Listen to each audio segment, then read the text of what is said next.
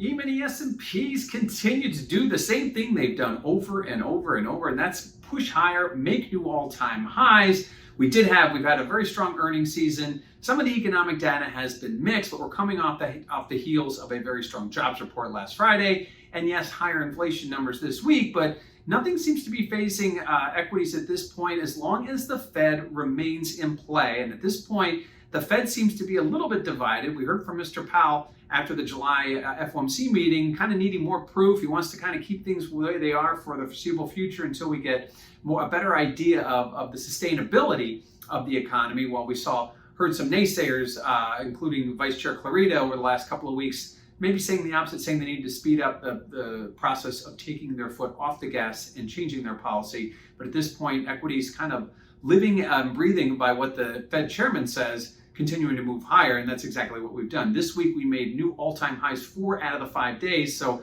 kind of that's becoming now again the new trend. We saw that a few months ago as well, and things just continue to move higher, actually taking a step back from the lows of the pandemic, going back to March of 2020.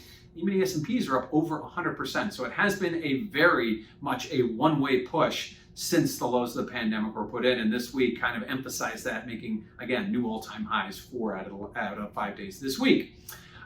What do we have for volatility? Well, volatility right now in the equity markets continues to go down. It's an inverse relationship. As stock prices go up, we see volatility indices going lower. That is no change. In the month of August, we made a new month-to-date low, nearing the year-to-date low as well. So there are some things going on here, and no fear priced into the market of a big move lower. As prices continue to ascend higher in equities, we will continue to see volatility go lower. That is something that has happened in the past, and it's happening in the present, and will likely continue to happen in the future. What do we have ahead next week? Well, we continue with some earnings. We got some big names: so Walmart, Target, Home Depot.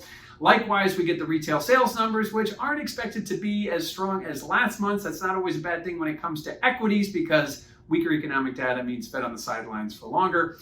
We do get Mr. Powell speaking, although he is speaking to educators on Tuesday, but it's always interesting to keep your ear open whenever he speaks. Certainly he can move markets. And then lastly, on Wednesday, we get the FOMC minutes from the previous July FOMC meeting.